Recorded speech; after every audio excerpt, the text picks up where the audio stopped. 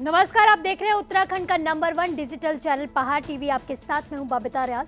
रुक करते हैं खबरों का, लेकिन उससे पहले एक नजर आज की हेडलाइंस पर। जॉलीग्रांट एयरपोर्ट से शुरू हुई गो फर्स्ट एयर सेवा कंपनी की हवाई सेवा। पर्यटन मंत्री और एयरपोर्ट निदेशक ने किया कंपनी की फ्लाइट का शुभारंभ। हल्द्वानी में कांग्रेस की विजय संकनाथ रैली के मंच पर चढ़े 300 कार्यकर्ता, मची अफरा तफरी। रामनगर में रिजॉर्ट निर्माण के दौरान की जा रही थी बिजली चोरी, होगी एफआईआर दर्ज। थराली में एनसीसी सहित विद्यालय में शैक्षणिक सुविधाओं की मांग को लेकर छात्राओं ने खंड शिक्षा कार्यालय का किया घेराव। गदरपुर क्षेत्र में पानी से भरे गड्ढे में डूबने से 2 वर्षीय बालक की हुई मौत। देहरादून हवाई अड्डे पर कल से गो फर्स्ट एयर सेवा कंपनी की हवाई सेवा शुरू हुई। इस अवसर पर पर्यटन मंत्री सतपाल महाराज और एयरपोर्ट निदेशक प्रभाकर मिश्रा ने कंपनी की फ्लाइट का शुभारंभ किया। देहरादून दिल्ली और देहरादून मुंबई के लिए गो फर्स्ट एयर सेवा की शुरुआत हो गई है, जिसके चलते देहरादून, दिल्ली और मुंबई के हवाई यात्रियों को एयर सेवा का लाभ मिलेगा। कांग्रेस ने हल्द्वानी के रामलीला मैदान से विजय संकनाथ रैली की शुरुआत कर दी है। मंच पर जहां पूर्व सीएम हरीश रावत, प्रदेश कांग्रेस अध्यक्ष गणेश गोदियाल, नेता प्रतिपक्ष प्रीतम सिंह सहित भारी संख्या में कांग्रेसी मौजूद रहे। इस दौरान मंच पर भारी संख्या में समर्थक और कार्यकर्ता पहुंच गए, जिससे अफरा तफरी का माहौल बन गया और मंच पर जमकर धक्का मुक्की हुई। बता दें कि विजय संकनाथ रैली में हुई धक्का मुक्की के बाद पदाधिकारियों द्वारा कई कार्यकर्ताओं और पदाधिकारियों को मंच से उतारा गया। इस दौरान कई पदाधिकारी और समर्थक नाराज भी हो गए। कांग्रेस नेता जयेंद्र रमोला ने अल्पसंख्यक आयोग द्वारा उनके विरुद्ध ऋषिकेश कोतवाली में एक व्यक्ति की शिकायत पर मुकदमा दर्ज किए जाने को पूरी तरह निराधार बताते हुए कहा कि इस मामले में अल्पसंख्यक आयोग को गुमराह किया जा रहा है। वह इसे लेकर पहले आयोग में जाएंगे। अगर उनकी बात को ना सुना गया तो उच्च न्यायालय का दरवाजा खटखटाएंगे। गुरुवार को ऋषिकेश हरिद्वार मार्ग पर स्थित एक होटल में आयोजित पत्रकार वार्ता के दौरान ऑल इंडिया कांग्रेस कमेटी के सदस्य जयेंद्र रमोला ने कहा कि एक ऐसे व्यक्ति द्वारा उनके विरुद्ध अल्पसंख्यक आयोग में शिकायत दर्ज कराई थी, जिसके ऊपर देशद्रोह के मुकदमे होने के कारण वह जेल की भी हवा खा चुका है, जिसे ऋषिकेश में भाजपा के नेताओं सहित क्षेत्रीय विधायक का भी संरक्षण प्राप्त है। उन्होंने कहा कि ये रिपोर्ट उनके विरुद्ध राजनीतिक प्रतिस्पर्धा के चलते आयोग को गुमराह कर 8 नवम्बर को लिखवाई गई है। दो मान्य न्यायालय द्वारा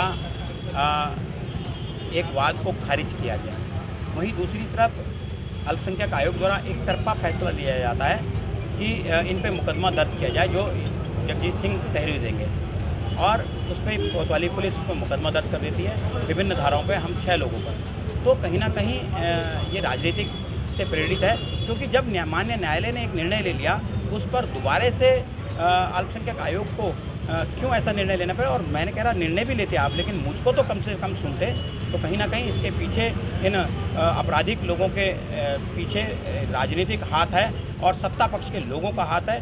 तो मैं ऐसे लोगों का बेनकाब कर, क्योंकि उनकी राजनीतिक ज़मीन खिसकती हुई दिख रही है, इस वजह से वो इस तरह के कृत्य कर रहे हैं।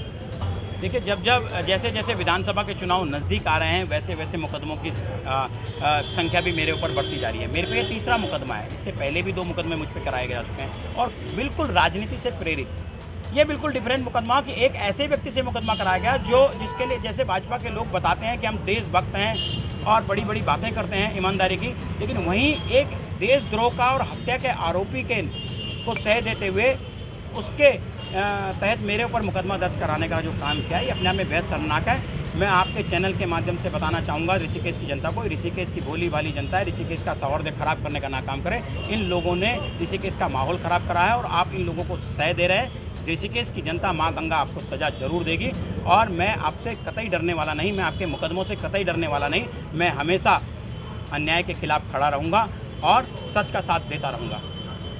पिछले 20 वर्षों से अधिक समय से चला आ रहा टीट बाजार स्थित विद्युत बिल संग्रह केंद्र डंगोली स्थानांतरित होने का गरुड़ क्षेत्र के ग्रामीणों द्वारा जोरदार विरोध किया जा रहा है। ग्रामीणों का कहना है कि बिना किसी सूचना के अचानक ही विद्युत बिल संग्रह केंद्र डंगोली कर देने से दूरस्थ क्षेत्र के ग्रामीणों के सम्मुख एक बहुत बड़ी समस्या खड़ी हो गई है। दूरस्थ क्षेत्र से बिल जमा कराने टीट बाजार आए लोगों को विद्युत बिल संग्रह केंद्र डंगोली स्थानांतरित होने की जानकारी न होने से ग्रामीण खासे परेशान दिखे।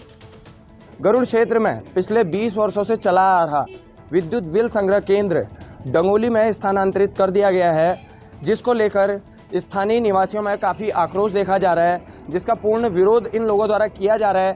आखिर पूरा मामला क्या है, इस वक्त हमारे साथ स्थानीय मौजूद हैं, इनसे जानकारी लेंगे कि किस तरीके की स्थिति पहले थी और किस तरीके का विरोध उनके द्वारा किया जा रहा है। आपसे जानकारी मैं लेना चाहूँगा कि 20 सालों से विद्युत बिल संग्रह केंद्र यहाँ पर था और वर्तमान में डंगोली में जो स्थानांतरित हुआ है तो काफ़ी आक्रोश देखने को मिल रहा है। आखिर वजह क्या है कि जो आप लोग इतने आक्रोशित हैं? हम जैसा कि हम आप भी अभी सभी लोग जानते हैं कि विगत 20 सालों से बिजली का बिल संग्रह केंद्र हमारा, ये जो शटर आप देख सकते हैं, यहाँ पर हमारा बिजली बिल हम यहाँ जमा करते हैं। यहाँ पे ये लाहौर घाटी है, आपका देवनाई घाटी है, इधर से आप गागरीगोल ले लीजिए, इधर आप ऊपर मैगरी स्टेट ले लीजिए, सारे जितने भी यहाँ के जितनी जनता थी सब यहाँ पर आके अपने टिरबियार एक क्षेत्र पर आके, क्योंकि ये मेन क्षेत्र है। आप देख सकते हैं गरुड़ की बाजार पर छोड़ते हैं, बहुत अच्छा क्षेत्र टिरबियार में पिछले 20 सालों से ये चला आ रहा था। पता नहीं क्या हुआ, एकदम से अचानक इन्होंने अपना झोला झोपड़ा पकड़ा और सीधे यहाँ से डंगोली चले गए। बहुत प्रॉब्लम है सर, इसमें तो बहुत प्रॉब्लम है। मेरा मानना यह है ना कि गौड़ ब्लॉक जो हमारे गौड़ पुरानी पूर्वजों की मार्केट है, यहाँ ऑल ओवर एरिया का आदमी आता है, उसकी आवाजाही डेली होती है, उसमें उसको कन्वेंस में उतना फर्क नहीं पड़ता, वो अदर काम भी कर लेता है, उसके साथ में अपना कोई और काम वो भी कर लेता है और बिजली का बिल भी जमा कर लेता है। अब यहाँ से डंगोली मार्केट जो कि इतनी फेमस नहीं है, गौड़ बाज़ार हमारी एक फेमस मार्केट है, यहाँ पर सब जगह का आदमी टच में रहता है। कभी भी मार्केट आया तो अपना और काम भी कर लिया और फला काम भी कर लिया। किसान लोग कहाँ जाएगा बेचारा। हम बिल जमा करने के लिए डंगोली जाना पड़ेगा, वहाँ पर 20 रुपया जाने का, 20 रुपया आने का, 40 रुपया एक्स्ट्रा देना पड़ता है और समय का बचत है, समय अलग तरीके का दुरुपयोग हो रहा है। नगर पालिका परिषद डीडी हाट के द्वारा 5 दिवसीय महोत्सव का आयोजन किया जा रहा है। महोत्सव में प्रदेश के लोक कलाकारों के साथ विभिन्न राज्यों की संस्कृति की प्रस्तुति की जा रही है। महोत्सव में जहां स्कूली बच्चों के स्थानीय कलाकारों के द्वारा भी अपनी प्रस्तुति दी जा रही है, विभिन्न विभागों के द्वारा स्टॉल लगाकर जानकारी भी दी जा रही है। आपको बता दें कि कोरोना के कारण पिछले 2 वर्षों से यहाँ पर महोत्सव नहीं हो पाया था। महोत्सव को लेकर स्थानीय लोगों में काफी उत्साह देखने को मिल रहा है। आप लोग आज हमारे डीडी हाट महोत्सव में इसका कवरेज करने के लिए यहाँ आए, आप लोगों का बहुत बहुत धन्यवाद। और मैं यही कहना चाहूँगी कि हम अपनी संस्कृति और सभ्यता को बढ़ावा देने के लिए, मेरे कार्यकाल को 3 साल हो गए और उसमें से हमारा दूसरा डीडी हाट महोत्सव है। पिछली बार कोरोना की गाइडलाइन को फॉलो करते हुए हमने ये महोत्सव नहीं किया, लेकिन इस बार हमने बड़े ही भव्य तरीके के साथ यहाँ पर डीडी हाट महोत्सव किया है और हम हमारी जनता को वो सब कुछ देना चाहते हैं जो बाहर शहरों में मिलता है। आप देखेंगे यहाँ बड़े बड़े झूले लग रहे हैं, हमने ऊँट तक तो यहाँ पर लाए हैं। हमारी जनता काफ़ी खुश है और उससे हमें बहुत सेटिस्फेक्शन मिल रहा है। हम आगे भी इससे भव्य आयोजन करेंगे। कोरोना काल के बाद पहली बार ये डीडी हाट में महोत्सव हो रहा है, काफ़ी बढ़िया महोत्सव हो रहा है, काफ़ी सराहनीय कदम है नगर पालिका परिषद का। और यहाँ पे दूर दूर से कलाकार आ रहे हैं, हमारी संस्कृति देखने को मिल रही है, काफ़ी भव्य तरीके से महोत्सव हो रहा है। नगर पंचायत अध्यक्ष का बहुत बहुत आभार व्यक्त करता हूँ इस महोत्सव में अपना सहयोग देने के लिए, इस महोत्सव को अच्छे से कराने के लिए धन्यवाद। हल्द्वानी के रामपुर रोड स्थित एक निजी बैंक्वेट हॉल में कांग्रेस एससी विभाग के नैनीताल जिला अध्यक्ष इंद्रपाल आर्य द्वारा कदावर कांग्रेसी नेता और पूर्व कैबिनेट मंत्री यशपाल आर्य और उनके विधायक पुत्र संजीव आर्य का स्वागत समारोह आयोजित किया गया। इस दौरान सैकड़ों की संख्या में अनुसूचित समाज के लोग और कार्यकर्ता मौजूद रहे। इस दौरान यशपाल आर्य ने कहा कि अनुसूचित समाज का भला सिर्फ और सिर्फ कांग्रेस के शासनकाल में ही संभव है। उन्होंने सभी अनुसूचित समाज के लोगों का अभिवादन किया और 2022 में भाजपा को सत्ता से उखाड़ फेंकने का संकल्प लेते हुए समाज से एकजुट रहने की अपील की। देखिए, हमारे कांग्रेस कमेटी का जो आज विजय संघनाथ रैली हमारे रामला मैदान में हो रहा है, तो उसका उपलक्ष्य में आज हमने एससी डिपार्टमेंट के माध्यम से और हमने एक उनका इस बैंक्वेट हॉल में एक कार्यक्रम रखा था, जिसमें हमने उनको अपना आज यहाँ बुलाया था कि हम लोग आपके साथ हैं और साथ साथ कांग्रेस साथ हैं और आने वाले जो कांग्रेस सरकार आती है तो कहीं ना कहीं हम लोग का एक बात रखी जाए और हमारा मान सम्मान रखा जाए, उसको लेकर के हमने जो आज एक उनका स्वागत समारोह करा। हम उनकी घर वापसी पर मैं उनका तहे दिल से स्वागत भी किया और मैं सबसे ज़्यादा जिन लोगों ने मुझे सपोर्ट किया, जो लोग हमारे साथ आए, उनका भी हमने तहे दिल से स्वागत कर रहे हैं और उनका भी आभार व्यक्त करता हूं। रहा सवाल 2022 का सवाल, 2022 का संघनाथ रैली के माध्यम से आज पूरे भाजपा जनता पार्टी को लग जाएगा कि एक तरफा 2022 हमारे फतेह है। बस इसी के साथ अखिल भारतीय योग संगठन उत्तराखंड के प्रदेश संगठन मंत्री योगाचार्य अमित सिंह बिष्ट के नेतृत्व में संगठन का शिष्टमंडल कल शिक्षा निदेशालय में प्रारंभिक शिक्षा निदेशक रामकृष्ण उनियाल से मिला। योगाचार्य अमित सिंह बिष्ट ने बताया कि मुख्यमंत्री धामी द्वारा घोषणा किए जाने के बावजूद 1 महीने से अधिक का समय बीत जाने पर भी प्राथमिक विद्यालयों में योग विषय के संबंध में प्रस्ताव नहीं बन पाया है, जिसको लेकर संगठन के शिष्टमंडल ने प्रारंभिक शिक्षा निदेशक से मुलाकात कर उन्हें ज्ञापन सौंपा और इस पर शीघ्र कार्यवाही करने की अपील की। पूर्व कैबिनेट मंत्री यशपाल आर्य के कांग्रेस में घर वापसी और बाजपुर से ही चुनाव लड़ने की घोषणा के बाद बाजपुर में टिकट को लेकर जंग छिड़ गई है, जिसके चलते बीते दिन पूर्व विधानसभा प्रत्याशी सुनीता टम्टा के समर्थन में पूर्व जिला पंचायत सदस्य कुलविंदर सिंह किंदा ने पूर्व कैबिनेट मंत्री यशपाल आर्य के बाजपुर से चुनाव लड़ने पर काले झंडे और डंडों से विरोध करने का ऐलान किया था। वहीं पूर्व दर्जा राज्य मंत्री हरेंद्र सिंह लाडी के नेतृत्व में एक बैठक आयोजित की गई। इस दौरान बैठक में पूर्व कैबिनेट मंत्री यशपाल आर्य के बाजपुर से ही चुनाव लड़ने की बात कही गई। बैठक के दौरान हरेंद्र सिंह लाडी ने कुलविंदर सिंह किंदा के बयान को भाजपा की राजनीति बताया और साथ ही कुलविंदर सिंह किंदा द्वारा यशपाल आर्य को लेकर दिए गए बयान पर निंदा व्यक्त की है। नेहरू युवा केंद्र पौड़ी द्वारा कैच द रेन कार्यक्रम के अंतर्गत ग्राम के वर्ष में सामान्य ज्ञान प्रतियोगिता करवाई गई और साथ ही जल शपथ भी ली गई। सामान्य ज्ञान प्रतियोगिता में प्रथम स्थान दीपक भंडारी का रहा, दूसरा स्थान अमन पवार और तृतीय स्थान तनुजा का रहा। कार्यक्रम में मुख्य अतिथि क्षेत्र पंचायत सदस्य विनोद बिष्ट ने युवाओं को जल शपथ दिलाई और उन्होंने कहा कि आज हमें ऐसे बिंदुओं को लेकर समाज के सम्मुख आना पड़ रहा है जिसकी वास्तविकता में जरूरत नहीं पड़नी चाहिए थी, लेकिन ये दुर्भाग्य है कि आज जल की बचत करने के लिए भी लोगों को जागरूक करना पड़ रहा है। गदरपुर क्षेत्र में उस वक्त कोहराम मच गया जब 2 वर्षीय बालक की खेलते समय पानी से भरे गड्ढे में डूबने से मौत हो गई, जिसके बाद से परिजनों का रो रो कर बुरा हाल है। तो वहीं सूचना पर पहुंची पुलिस ने मौके का जायजा लिया। प्राप्त जानकारी के अनुसार वार्ड नंबर 9 पंजाबी कॉलोनी में रहने वाली यासीन का 2 वर्षीय पुत्र जैयद आस पड़ोस के बच्चों के साथ घर के पास खेल रहा था। खेलते खेलते 2 वर्षीय बालक एक खाली प्लॉट के पास पहुँच गया और पानी से भरे हुए गड्ढे में गिर गया, जिससे उसकी मौत हो गई। वहीं परिजनों ने उसकी खोजबीन शुरू की, लेकिन उसका कोई पता नहीं चला। इसी बीच उसकी खोजबीन में जुटे हुए बच्चों ने पास के खाली प्लॉट में बने गड्ढे के पानी में 2 वर्षीय बालक के शव को तैरते हुए देखा तो वार्ड वासियों की मदद से उसे बाहर निकाला गया तो पता लगा कि उसकी मौत हो चुकी है। वहीं सूचना पर पहुंची पुलिस ने मौका मुआयना किया, लेकिन परिजनों और वार्ड वासियों की लिखित सहमति पर पुलिस ने मृतक 2 वर्षीय जैयद के शव को परिजनों को दे दिया। मोहल्ले में घटना ये हुई है कि ये जो इतने सारे प्लॉटिंग हो रखी है और सबके प्लॉट ये ऐसे पड़े हैं, ले लेकर डाल दिए हैं। प्लॉटिंग का कारोबार चल रहा है यहाँ पे और प्लॉटों हैं काफ़ी गहराई में, उनमें पानी काफ़ी भरा हुआ है। और नगर पालिका भी कितना अच्छे से विकास कर रही है यहाँ पे, वो भी मैं बतलाता हूँ आपको। नगर पालिका भी विकास ये कर रही है कि ठेकेदार को ठेका दे दिया, रोड डालिए। ये ठेकेदार ने रोड डलवाया, प्लॉटों से थोड़ी थोड़ी मिट्टी उठाई गई, जिसमें क्या और ज़्यादा गहरा गड्ढा हो गया कि बाद में डलवा देंगे। ठेकेदार ने बोला ठेकेदार डलवा देंगे, और गहरा गड्ढा हो गया। अब उसमें बच्चे डूब डूब के मर रहे हैं। अभी इनका लड़का ये ख़त्म हो गया, क्या नाम है इनका, 3 भाई का ये लड़का ख़त्म हो गया, इसको निकाला इस बच्चे ने।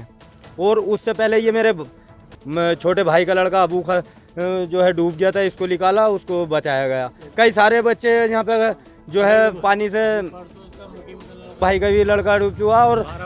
और देखिए कितनी घास भी हो रही है और पानी भी हो रही है। डीएम साहब बोलते हैं कि देश का विकास हो रहा है, क्या विकास हो रहा है? ये देखिए घास और मच्छर और कितने डेंगू की और कितनी परेशानियों से जूझ रहा है ये बस्ती। कोई सुनवाई है नगर पालिका की या किसी चीज़ की? कई बार हो चुकी है, 6-7 बार हो चुकी है। आज तीसरे दिन हो रहा है ये काम, दूसरे तीसरे दिन हो रहा है। आज 2.5 साल का बच्चा है वो छोटा। बाजपुर में पूर्वांचल समाज का सबसे बड़ा त्योहार छठ पर्व धूमधाम के साथ मनाया गया, जहां हजारों श्रद्धालुओं ने छठ मैया की पूजा अर्चना कर डूबते हुए सूर्य को अर्घ्य दिया और अपने परिवार की सुख समृद्धि की कामना की। बता दें कि छठ पर्व को पूर्वांचल समाज के लोगों का सबसे बड़ा त्योहार माना जाता है, जिसके लिए महिलाएं और पुरुष काफी दिनों से तैयारियां करते हैं। छठ पूजा, जैसे कि हम लोग देख रहे हैं यहाँ पे छठ पूजा मनाया जा रहा है। छठ पूजा सदियों से, बहुत पुराने समय से हमारे यहाँ माताएं बहनाएं यूपी बिहार की मनाती हैं और ये पूजा जो है वो लोक आस्था का महापर्व है और जो बहुत बड़ी मात्रा में जो है लोक आस्था, हमारे मान्यता है कि लोग उगते हुए सूरज को अर्घ देते हैं। हमारे यहाँ डूबते हुए सूरज को भी अर्घ दिया जाता है और हम लोग अपने परिवार की सुख समृद्धि और अपने बच्चों के लिए यह व्रत किए करते हैं, निर्जला व्रत करते हैं और 2 दिन पहले से इसकी तैयारियां शुरू हो जाती हैं घर में। और जो भी हमारी मम्मी लोग हैं व्रत करते हैं, ये बिल्कुल निर्जल उपवास करती हैं और इस समय तरह तरह के पकवान बनाए जाते हैं, घर साफ किया जाता है, घाट की सफाई की जाती है और कल सुबह उगते हुए सूर्य को अर्घ देकर ही हम लोग अपना पारण करेंगे।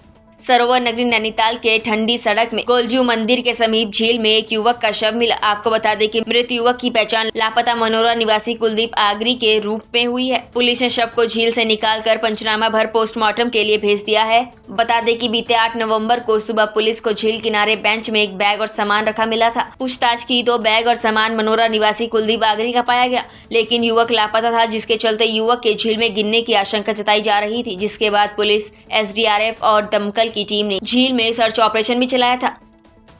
थराली के राजकीय बालिका इंटर कॉलेज की 10वीं की छात्राओं ने विद्यालय में शैक्षणिक सुविधाएं की मांग को लेकर खंड शिक्षा अधिकारी थराली का घेराव किया और मांगे पूरी न होने पर धरना प्रदर्शन करने की मांग की है। यहां पहुंची छात्राओं ने खंड शिक्षा अधिकारी को शिकायती पत्र सौंपते हुए कहा कि उनके विद्यालय में NCC की मांग को लेकर वह प्रधानाचार्य से बात कर चुकी है, लेकिन प्रधानाचार्य समेत विद्यालय प्रबंधन इस और कोई खास रुचि नहीं ले रहा है। साथ ही छात्राओं ने आरोप लगाते हुए कहा कि शैक्षणिक सुविधाओं के नाम पर न तो विद्यालय में खेल मैदान बनाया गया है और न ही साफ सफाई की कोई व्यवस्था है। छात्राओं ने उनकी शिकायत का जल्द समाधान न होने की दशा में धरना प्रदर्शन करने की और विद्यालय से नाम कटवाकर अगले वर्ष से राजकीय आदर्श इंटर कॉलेज में प्रवेश लेने की चेतावनी दी है। मेरा नाम आशा पंत। मैं अपने विद्यालय में NCC की सुविधा चाहती हूँ, जहाँ सभी लड़के NCC की सुविधा ले रहे हैं और हमारी स्कूल में NCC की सुविधा नहीं है। ये बहुत गलत हो रहा है। लड़कियाँ भी आगे बढ़ना चाहती हैं, हमारे देश में लड़कियाँ बहुत आगे जा चुकी हैं, लेकिन यहाँ की सोच हमारी मैडम हमें NCC नहीं दिला रही है। फॉर्म आए लेकिन हमारी मैम लोगों ने हमें बताया नहीं। ये बात गलत है। अधिकारी के पास आए, हमने सोचा कि वो हमारी कुछ मदद करेंगे, लेकिन पर वो हमारी मदद पूरी कर रहे हैं। अब देखते हैं कि हमें NCC की सुविधा मिलती है कि नहीं मिलती। अगर नहीं मिलेगी तो हम इस बात को बहुत आगे बढ़ाएंगे और किसी भी हाल में NCC की सुविधा अपनी स्कूल में उपलब्ध कराएंगे। NCC से बहुत फ़ायदा है। जहाँ आज लड़कों को NCC B सर्टिफिकेट मिल जाएगा यहाँ स्कूल से, हमें कॉलेज में 3 साल करने पड़ेंगे और हमारे पास इतना टाइम नहीं है। तो हम भी चाहते हैं कि विद्यालय में NCC की सुविधा हो। मेरा नाम दिव्या बिष्ट। आज हमारे देश में लड़कियाँ कहाँ से कहाँ तक पहुँच चुकी है और सरकार द्वारा कई प्लान चलाए गए हैं, बेटी बचाओ बेटी पढ़ाओ, और इसमें लड़कियों यहाँ इंटर कॉलेज में लड़कों को NCC की पूरी व्यवस्था है। और हमारे स्कूल में हमारे अध्यापकों द्वारा हमको नहीं बताया गया कि यहाँ NCC के फॉर्म आए हुए हैं, और इस कारण हम राजकीय बालिका इंटर कॉलेज थराली की छात्राएँ हैं, और इसलिए हम खंड शिक्षा अधिकारी के पास आए कि हमें NCC की व्यवस्था करवाएँ या फिर हमारे यहाँ विंग्स खुलाएँ, क्योंकि यहाँ से हमारी कोई मैडम NCC की उसके लिए, इसलिए फिर विंग्स खुलाएँ या फिर हमको नीचे राजकीय इंटर कॉलेज में एडमिशन दिलाएँ। और उन्होंने इससे पहले हमारे सीनियर क्लास गई थी उनके पास, तब तक हम 9th में थे, तो मैम ने कहा नहीं, ऐसे मैम ने नहीं कहा, इससे मना कर दिया। क्यों मना किया गया? ये तो पता नहीं, पर उन्होंने सीनियर द्वारा बताया था कि मैम ने मना किया, तो इसलिए हमने कहा हमको तो चाहिए, इसलिए हम आज खंड शिक्षा अधिकारी के पास आए कि हमको NCC की व्यवस्था थी, और जब तक हमारे वहाँ NCC नहीं आएगी तब तक हम धरना देंगे, हम स्कूल भी नहीं जाएंगे। दरअसल अभी ये GIC में हमारा एक डिवीज़न खुली है, तो इन बच्चों का कहना है कि हमारे यहाँ भी एक विंग खोला जाए लड़कियों के बारे में, तो उसके लिए शायद जो है इनके अध्यापक लोग राजी नहीं है, तो उसलिए यहाँ आए थे कि भी हमारे विंग खोलने के लिए जो भी प्रोसीजर है उसको फॉलो किया जाए, या तो जो है GIC के डिवीज़न में ही हमारे कुछ जो पद है वो रिजर्व किए जाए, ताकि हमको वहाँ भी 8-9 लड़कियों को वहाँ एडमिशन NCC में मिल सके। रामनगर के सैवलदे क्षेत्र में रिजॉर्ट निर्माण में विद्युत चोरी का मामला सामने आया है। इस पर विद्युत विभाग ने सख्त कार्रवाई की है। वहीं विद्युत विभाग रिजॉर्ट मालिक पर FIR करने की कार्रवाई करने जा रहा है। विद्युत विभाग को जैसे ही सैवलदे क्षेत्र में एक निर्माणाधीन रिजॉर्ट में बिजली चोरी का पता चला, तो विभाग द्वारा कार्रवाई की गई है। तत्काल विद्युत विभाग के अधिशासी अभियंता विवेक कांडपाल ने SDO ललित मोहन आर्य को टीम के साथ मौके पर भेजा, जहां अधिकारियों ने बिजली चोरी होते पाई। SDO ललित कुमार आर्य ने कार्रवाई करते हुए विद्युत मीटर और निर्माणाधीन रिजॉर्ट स्वामी विमल कुमार खुलबे की लाइन भी काट दी है। अधिशासी अभियंता विवेक कांडपाल ने कहा कि संबंधित रिजॉर्ट स्वामी के खिलाफ अग्रिम कार्रवाई की जा रही है। एक सूचना प्राप्त हुई थी, उसके आधार पे उपखंड अधिकारी जो नगर है उनके द्वारा चेकिंग की गई है।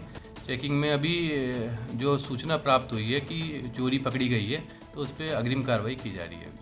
राजकीय मॉडल इंटर कॉलेज हथियूर डांडा के खेल मैदान में 3 दिवसीय विकासखंड स्तरीय खेल महाकुंभ का शुभारंभ ब्लॉक प्रमुख सीता रावत, खंड विकास अधिकारी राकेश मोहन न्याल, प्रधानाचार्य SK सहगल ने किया। 3 दिवसीय विकासखंड स्तरीय खेल महाकुंभ में आए छात्र छात्राओं ने दमखम के साथ विभिन्न प्रतियोगिताओं में प्रतिभाग किया। प्रथम, द्वितीय, तृतीय स्थान प्राप्त करने वाले छात्र छात्राओं को ब्लॉक प्रमुख सीता रावत ने पुरस्कारित किया। पहाड़ टीवी में फिलहाल के लिए बस इतना ही। उत्तराखंड की बड़ी और तमाम खबरों के लिए आप देखते रहिए पहाड़ टीवी। नमस्कार। है बेखौफ उम्मीद का रंग।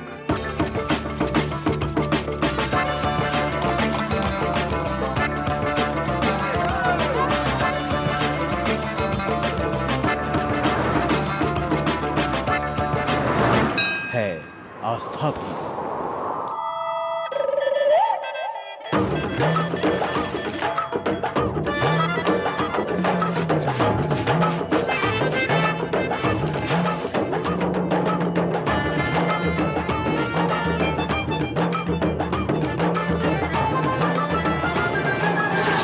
ये है मेरा उत्तराखंड।